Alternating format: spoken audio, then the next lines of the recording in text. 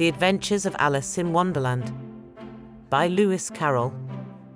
This book is a copyright-free work available in the public domain and has been republished using auto-audio technology by sounded.com. Narrated by Gill with TrueVoice, a digital replica license with consent, exclusively to sounded.com. For more information, please visit voices.sounded.com. Chapter 1. Down the rabbit hole. Alice was beginning to get very tired of sitting by her sister on the bank and of having nothing to do. Once or twice she had peeped into the book her sister was reading, but it had no pictures or conversations in it, and what is the use of a book, thought Alice, without pictures or conversations? So she was considering in her own mind, as well as she could, for the hot day made her feel very sleepy and stupid, whether the pleasure of making a daisy chain would be worth the trouble of getting up and picking the daisies, when suddenly a white rabbit with pink eyes ran close by her. There was nothing so very remarkable in that, nor did Alice think it so very much out of the way to hear the rabbit say to itself, oh dear, I shall be late." When she thought it over afterwards, it occurred to her that she ought to have wondered at this, but at the time it all seemed quite natural. But when the rabbit actually took a watch out of its waistcoat pocket and looked at it, and then hurried on, Alice started to her feet, for it flashed across her mind that she had never before seen a rabbit with either a waistcoat pocket or a watch to take out of it, and burning with curiosity, she ran across the field after it, and fortunately was just in time to see it pop down a large rabbit hole under the hedge. In another moment down went Alice after it, never once considering how in the world she was to get out again. The rabbit hole went straight on like a tunnel for some way, and then dipped suddenly down, so suddenly that Alice had not a moment to think about stopping herself before she found herself falling down a very deep well. Either the well was very deep, or she fell very slowly, for she had plenty of time as she went down to look about her and to wonder what was going to happen next. First, she tried to look down and make out what she was coming to, but it was too dark to see anything. Then she looked at the sides of the well and noticed that they were filled with cupboards and bookshelves. Here and there she saw maps and pictures hung upon pegs. She took down a jar from one of the shelves as she passed. It was labelled orange marmalade, but to her great disappointment it was empty. She did not like to drop the jar for fear of killing somebody underneath, so managed to put it into one of the cupboards as she fell past it. Well, thought Alice to herself, after such a fall as this, I shall think nothing of tumbling downstairs. How brave they'll all think me at home. Why, I wouldn't say anything about it, even if I fell off the top of the house. Which was very likely true. Down, down, down. Would the fall never come to an end? I wonder how many miles I've fallen by this time, she said aloud. I must be getting somewhere near the centre of the earth. Let me see, that would be 4,000 miles down, I think. For, you see, Alice had learnt several things of this sort in her lessons in the schoolroom, and though this was not a very good opportunity for showing off her knowledge, as there was no one to listen to her, still it was good practice to say it over. Yes, that's about the right distance, but then I wonder what latitude or longitude I've got to. Alice had no idea what latitude was, or longitude either, but thought they were nice grand words to say. Presently she began again. I wonder if I shall fall right through the earth. How funny it'll seem to come out among the people that walk with their heads downward. The antipathies, I think. She was rather glad there was no one listening, this time, as it didn't sound at all the right word, but I shall have to ask them what the name of the country is, you know. Please. Is this New Zealand or Australia? And she tried to curtsy as she spoke, fancy curtsying as you're falling through the air. Do you think you could manage it? And what an ignorant little girl she'll think me for asking. No, it'll never do to ask. Perhaps I shall see it written up somewhere. Down, down, down. There was nothing else to do, so Alice soon began talking again. Dinah'll miss me very much tonight, I should think. Dinah was the cat. I hope they'll remember her saucer of milk at tea time. Dinah, my dear, I wish you were down here with me. There are no mice in the air, I'm afraid, but you might catch a bat, and that's very like a mouse, you know. But do cats eat bats, I wonder? And here Alice began to get rather sleepy and went on saying to herself, in a dreamy sort of way, "Do cats eat bats? Do cats eat bats? And sometimes, do bats eat cats?" For, you see, as she couldn't answer either question, it didn't much matter which way she put it. She felt that she was dozing off and had just begun to dream that she was walking hand in hand with Dinah and saying to her very earnestly, "Now, Dinah, tell me the truth, did you ever eat a bat?" When suddenly, thump, thump, down she came upon a heap of sticks and dry leaves, and the fall was over. Alice was not a bit hurt, and she jumped up onto her feet in a moment. She looked up, but it was all dark overhead.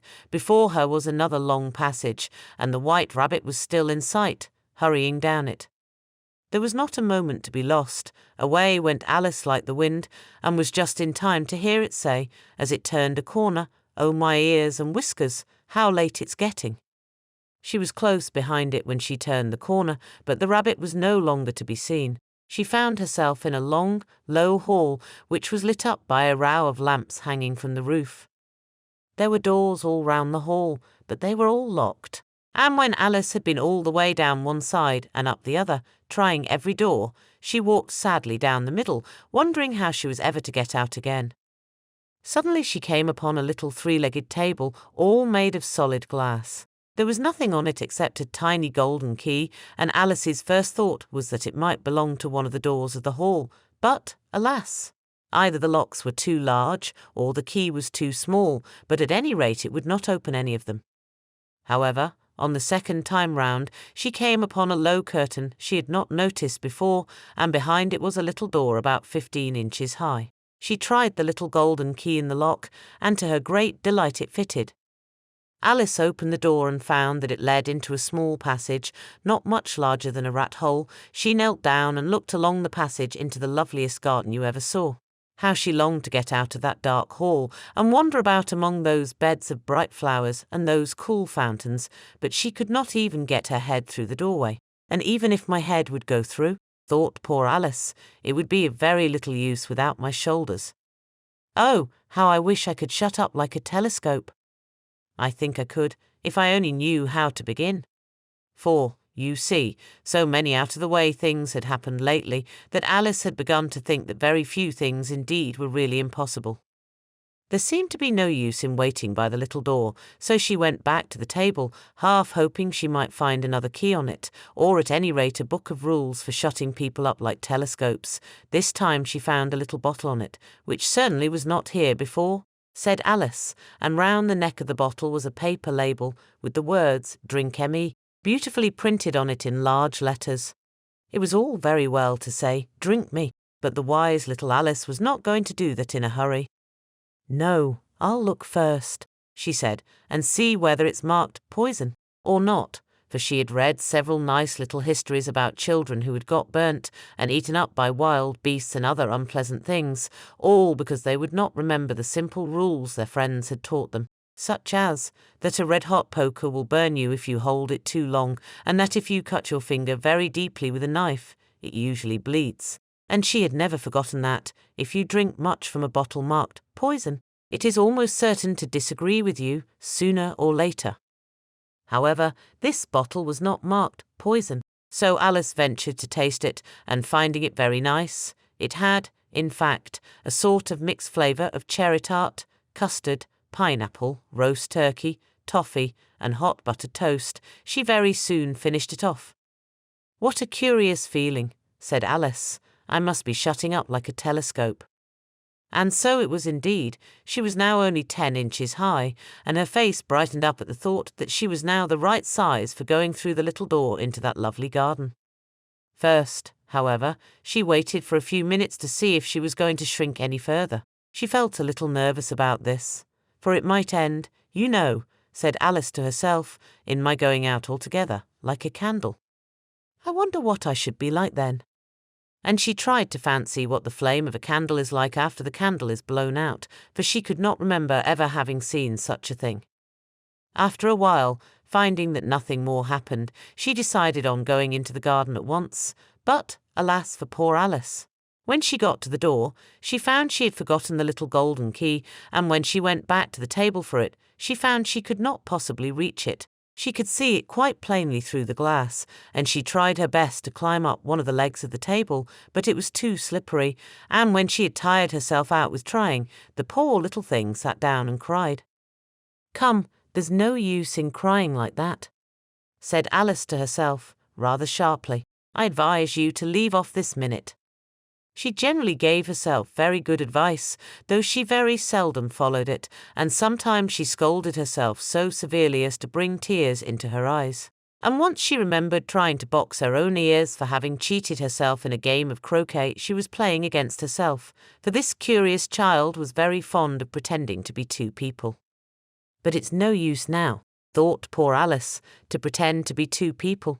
Why, there's hardly enough of me left to make one respectable person. Soon her eye fell on a little glass box that was lying under the table. She opened it and found in it a very small cake, on which the words, "Eat, Emmy," were beautifully marked in currants. "Well, I'll eat it," said Alice, "and if it makes me grow larger, I can reach the key. And if it makes me grow smaller, I can creep under the door, so either way I'll get into the garden, and I don't care which happens." She ate a little bit, and said anxiously to herself, "Which way? Which way?" holding her hand on the top of her head to feel which way it was growing, and she was quite surprised to find that she remained the same size. To be sure, this generally happens when one eats cake, but Alice had got so much into the way of expecting nothing but out-of-the-way things to happen that it seemed quite dull and stupid for life to go on in the common way. So she set to work and very soon finished off the cake.